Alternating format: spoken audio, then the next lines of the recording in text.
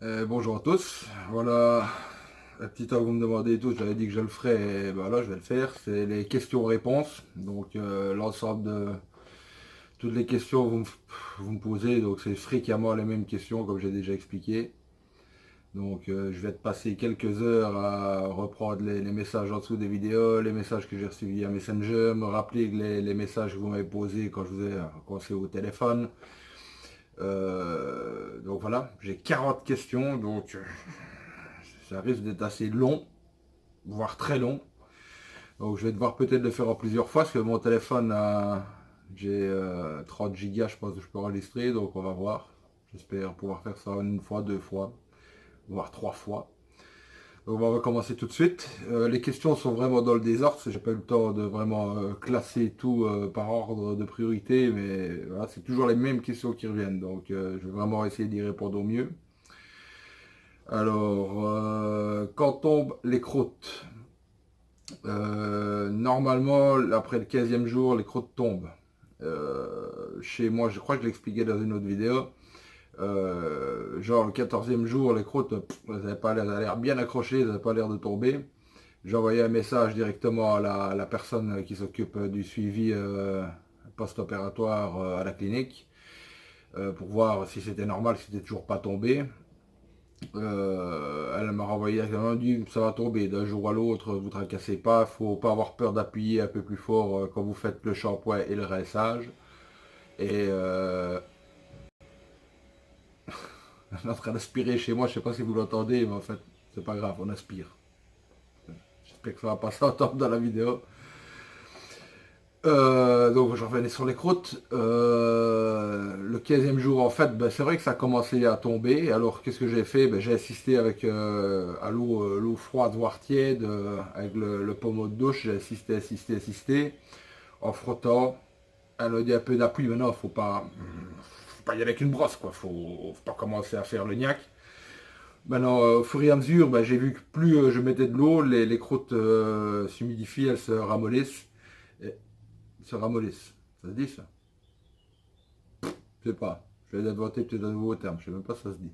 Enfin, ça devient plus mou, en gros. Et là, franchement, à force de réessayer de faire ça, toutes les croûtes sont parties en une fois. Ça a pris une heure. Hein. Ça, je vous cache pas que c'était assez long.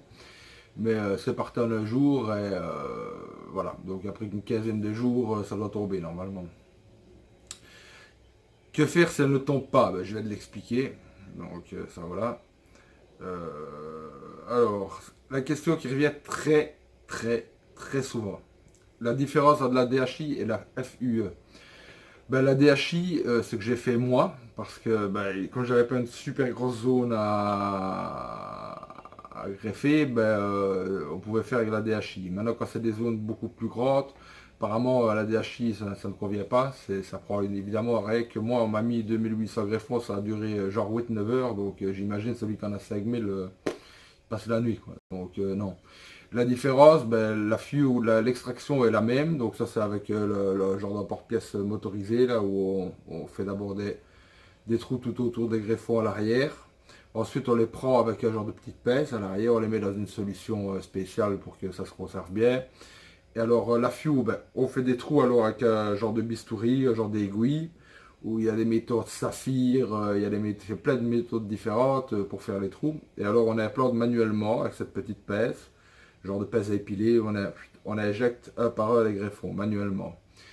La DHI pas, donc ça comme j'expliquais, pour les prods c'est pareil, il n'y a que pour les mettre que c'est vraiment différent. La DHI c'est un genre de petit stylo implanteur, on le voit dans ma première vidéo, d'ailleurs on voit ce petit stylo, où ils sont plusieurs, il y a deux trois personnes qui s'occupent de remplir le stylo avec les greffons, et alors il y a le chirurgien lui qui les met au fur et à mesure. Donc il les implante, c'est un stylo, on met le greffon dedans, on rend l'aiguille, tac, on injecte le greffon dedans.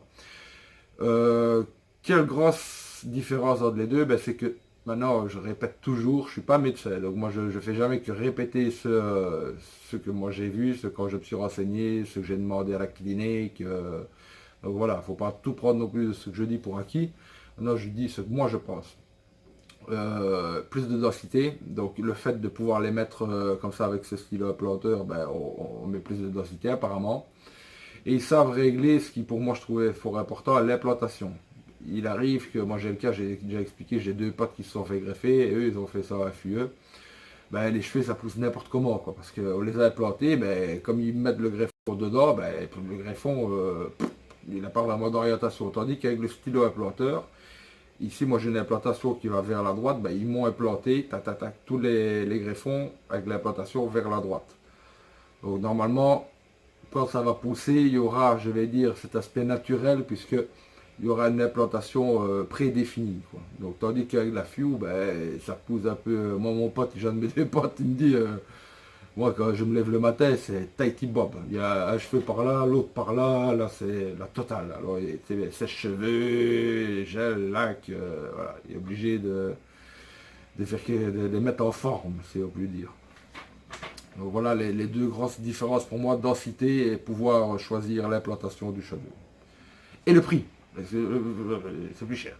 Malheureusement, ça dure plus longtemps, c'est plus cher. Voilà. Alors, les prix, ben, on va parler des prix justement. Ça, c'est une question qui revient mille fois. Tout le monde il veut savoir les prix. Donc je vais vous les dire. Moi, je vous explique les prix où moi j'ai été. Donc dans la clinique où moi j'ai été, les prix sont comme ça. C'est pour la FUE, c'est 2100 euros. Donc ce que je parle, c'est le prix avec l'intervention, le transport. Donc on vient vous chercher, on vous ramène, on vient, voilà. Le traducteur, une séance de PRP, donc c'est le plasma enrichi en plaquettes. Là, on vous prend votre sang, on le centrifuge, on réinjecte dans le cuir chevelu. C'est censé favoriser la repousse des implants et pour les cheveux aussi, vous injectez même si vous n'avez pas d'implant, ça tonifie les cheveux, en fait, les racines. Donc voilà. Ça c'est 2100 euros donc avec l'opération, l'hôtel, qu'est-ce qu'il y a encore, les premiers médicaments pendant le premier mois, le shampoing pour le premier mois. Voilà, en gros c'est all inclusif. Tandis que la DHI, il faut compter 2750 euros, ce que j'ai payé. Donc ça c'est 650 euros plus cher, on va dire, pour cette technique-là. Je suppose que c'est voilà, ça prend plus de temps, il y a l'usure du matériel, leur fameux stylo implanteur, il faut certainement les changer tous les X-temps, donc voilà. Donc voilà, point de vue prix, 2100 euros FUE, 2750 euros DHI. Tout compris, comme j'ai dit, les deux c'est pareil. Et vous avez juste à rajouter votre billet d'avion et alors votre argent de poche totalement. Alors, est-ce que ça fait mal?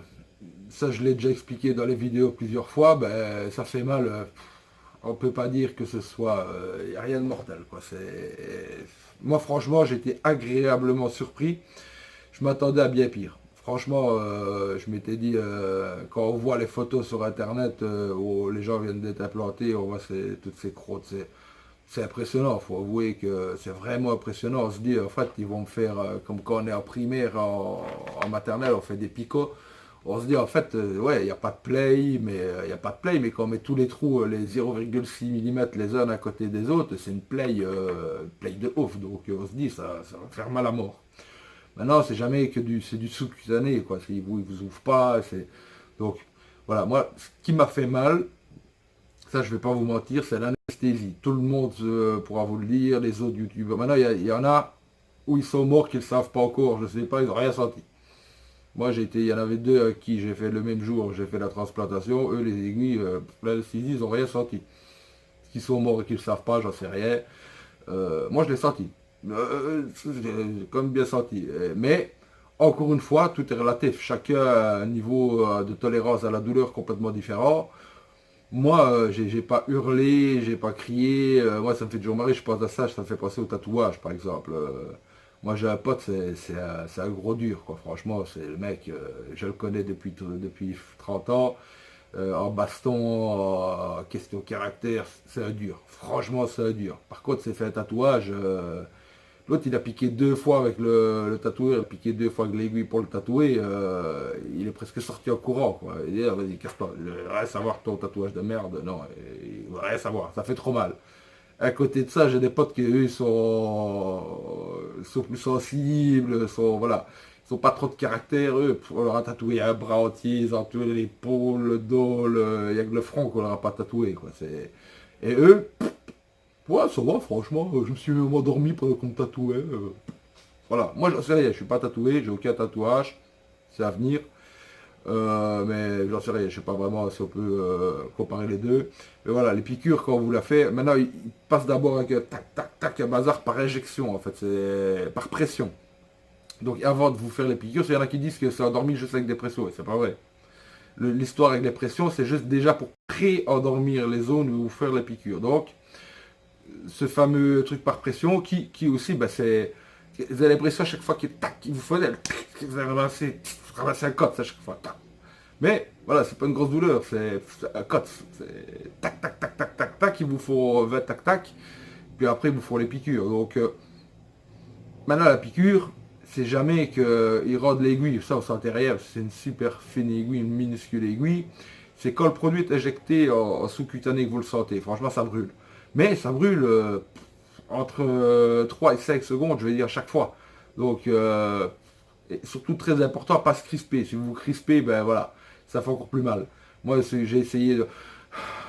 Je suis détendu, j'ai respiré. C'est vrai qu'au fur et à mesure, ben voilà, c'est surtout les 2, 3, 4, 5 premières qui feront quand même mal. Je veux dire, après, au fur et à mesure que la zone, je veux dire, s'endort, vous ne sentez plus rien pour finir. Donc, et bizarrement, celle qu'on m'a fait à l'avant, je l'ai senti beaucoup moins. C'est surtout à l'arrière où, voilà, ça fait quand même mal. Faut pas avouer, faut avouer que voilà.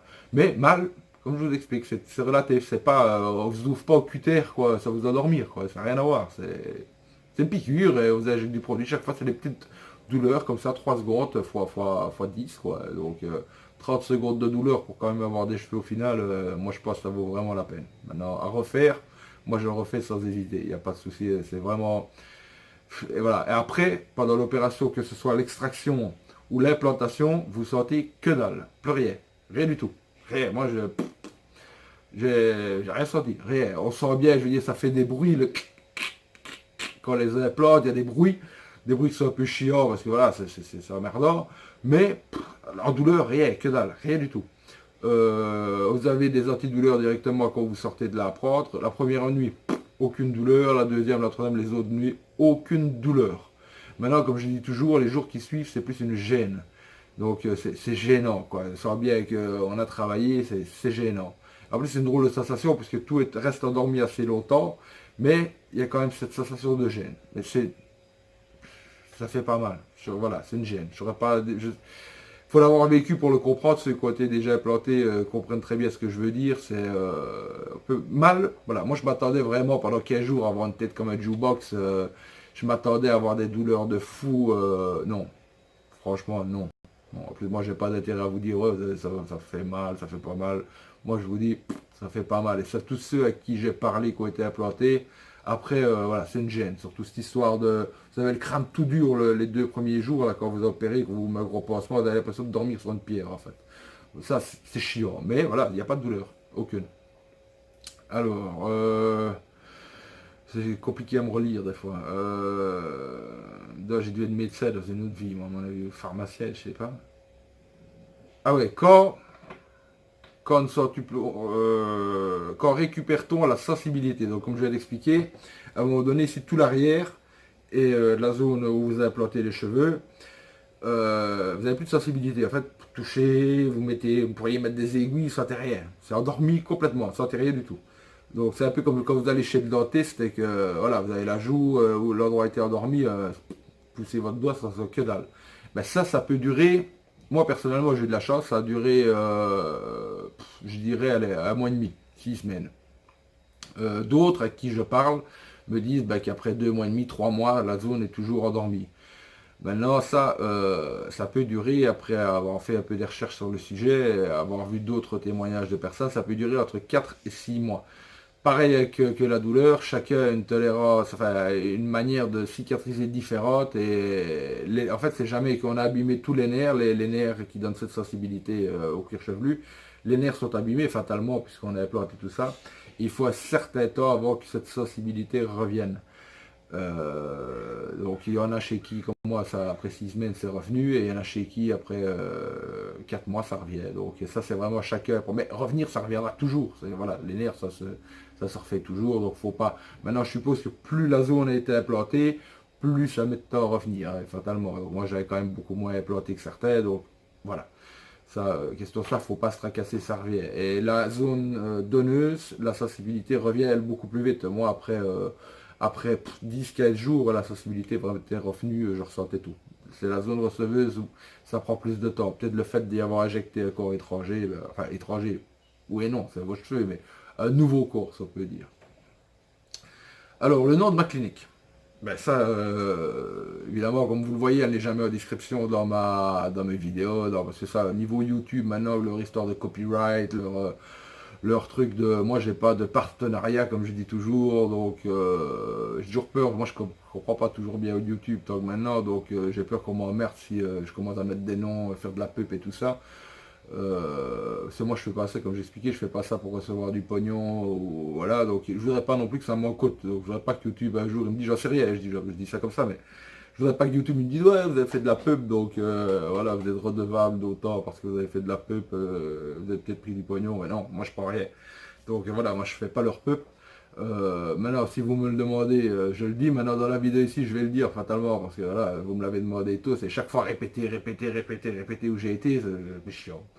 Donc voilà, moi j'ai choisi My Body Moon. Mais c'est pas le nom de la clinique. Le nom de la clinique c'est ST-Pera.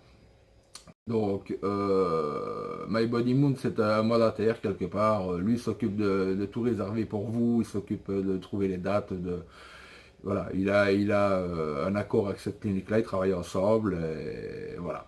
Donc, My Body Moon, ils ont un site Facebook, je pense qu'ils ont sur YouTube, ils ont aussi, on peut aller voir quelques vidéos d'eux. Et STPRA, je pense aussi à ça, voilà. Pourquoi je l'ai choisi, ça, je ne vais pas me répéter encore ça 50 fois, voilà, ça c'est le feeling, ça c'est à vous. Moi, je ne vous dirai jamais, il faut aller là, parce que voilà, moi j'en suis ici, j'en suis à 2 mois et demi, presque 3 mois maintenant. C'est pas à moi à vous dire, ouais, en fait, si, il faut aller là, les gars, comme il y a certains youtubeurs qui, je pense à un mec là, il répète dans ses vidéos qu'il y a 180 personnes qu'il a déjà envoyé. Donc, moi, perso, je m'en fous. Moi, vous y allez pas, moi, ça va rien changer à ma vie. Mais voilà, moi, j'explique toujours mon ressenti de ma clinique. Comme je dis, moi, quand je l'ai choisi, ben, j'avais un top, j'en avais 12 au départ. Puis, quand j'ai demandé pour voir s'ils pouvaient faire des vidéos, pour voir un peu ce qu'ils en penseraient, voir s'ils n'avaient pas peur qu'on filme chez eux, il y en a déjà 8 d'emblée qui m'ont dit non. Donc, voilà. Puis, il m'en restait 4. Dans les 4 qui me restaient, je sais pas pourquoi, question de feeling également, les photos, les commentaires que j'avais vus sur eux, tout ça, et, enfin vu les commentaires d'autres youtubeurs, des résultats que j'ai vus sur YouTube de ces cliniques-là, j'ai enlevé 2 cliniques directement, et en fait il m'en restait 2 à la fin, et ben, hors des 2, My Body Moon a vraiment été celle que j'ai vue dès le départ. Celle qui m'a flashé directement sur Facebook, je recevais des pépés, tout ça. Et à la fin, ben voilà, je suis resté sur mon premier choix en fait, je suis revenu chez eux. Et voilà, je ne regrette pas, je le dis toujours, franchement, moi, c'est fort difficile, et là, j'ai rien eu à redire. Maintenant, on verra le résultat, évidemment, dans 9 mois. Ça, on pourrait vous en dire peut-être que je serais, tout compte fait, je vous dirais dans 9 mois, je ne peux pas y aller. Elle n'est pas là. Mais enfin, ça, encore une fois, c'est peut-être pas de leur faute non plus. Si ça ne fonctionnait pas, ben, vous pouvez aller dans la même clinique à 10 000 boules en Suisse, en France, en Belgique, où vous voulez. Et des fois, les implants, malheureusement, ça marche pas, ça prend pas. Et ça aussi, c'est chacun réagit différemment à l'implantation. Et voilà, maintenant, c'est un cas sur ça. Il ne faut pas non plus, ou sur 1000, j'en sais rien. Mais moi, j'en ai vu très très peu chez qui ça n'a pas fonctionné. Très peu, d'ailleurs, j'en ai vu que. Je dis très peu, c'est un. Il y en a qu'un chez qui ça n'a pas fonctionné. Maintenant, faut voir aussi comment il a géré le post-opératoire. Voilà, il y a quand même des choses à faire, des choses à ne pas faire. Il faut quand même suivre un minimum ce que vous dites faire et ne pas faire. Donc, maintenant, je ne veux pas non plus dire qu'il a fait n'importe quoi, mais voilà, moi j'ai un peu lu son parcours et dès le départ, quand il s'exprime, je sais pas, c'est pas toujours cohérent ce qu'il raconte. Donc voilà.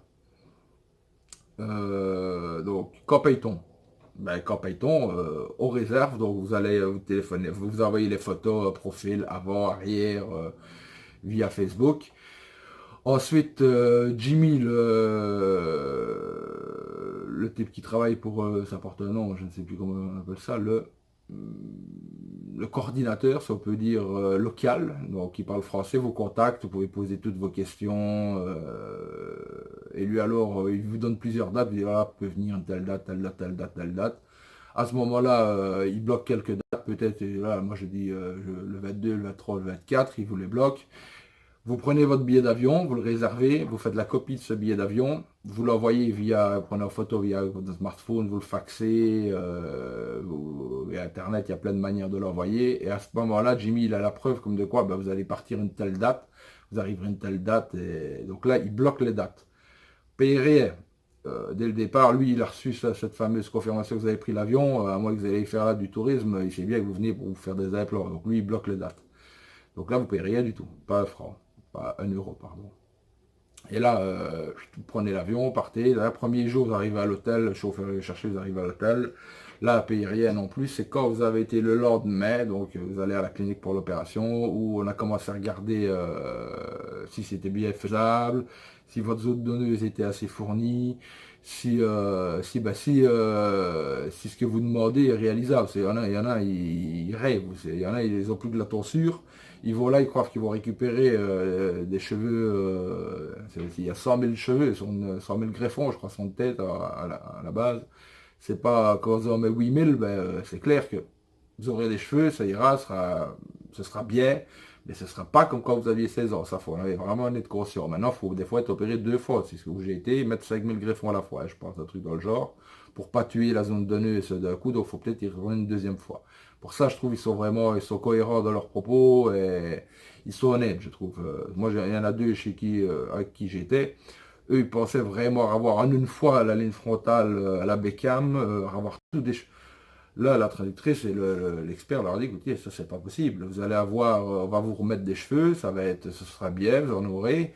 Mais quelque part, il y aura quand même un petit manque de densité, quoi. Donc il faudra revenir 2 fois. Alors, non, non, non, non, on va dire, écoutez, nous, alors, dans ces cas-là, on ne peut pas, on ne vous fait pas payer, mais enfin, ils ont payé l'hôtel, évidemment, quand même. Mais voilà, nous, on ne peut pas vous implanter des cheveux parce que vous n'aurez pas le résultat, ce ne sera pas à la hauteur de vos attentes. Donc, ils ne l'ont pas fait, les gens sont repartis, sont partis ils ont compris, je veux dire, que ce n'était pas réalisable vraiment ce qu'ils demandaient. Donc voilà, ils sont vraiment honnêtes à ce niveau-là. Alors, on paye donc, alors comme je viens de dire, après avoir fait la ligne frontale, voir si c'était bien réalisable, voir si la zone donneuse, il y avait assez de densité et tout ça, ben, vous êtes vraiment d'accord, à ce moment-là, vous payez. En liquide. Ne me demandez pas pourquoi. Et en euros, pas en livre turc. Donc, moi, je sais pas pourquoi. J'ai bien une idée, vous aussi peut-être, mais moi, perso, je sais pas pourquoi on paye pas liquide. On paye en liquide. Il vous force, hein, c'est honnête, hein, c'est tout ce qu'on veut, mais voilà. Et ça, c'est la pratique dans beaucoup de cliniques, dans toutes les cliniques. En gros, tout le monde paye en liquide. En liquide. Donc voilà, taille maximale du fichier est ta tête. Donc voilà, ça va être la première partie. Ben, je crois que j'ai fait 10 questions. Ça va être compliqué, ça va être long, je pense. Je coupe, je reviens pour la suite et on va faire ça plusieurs fois.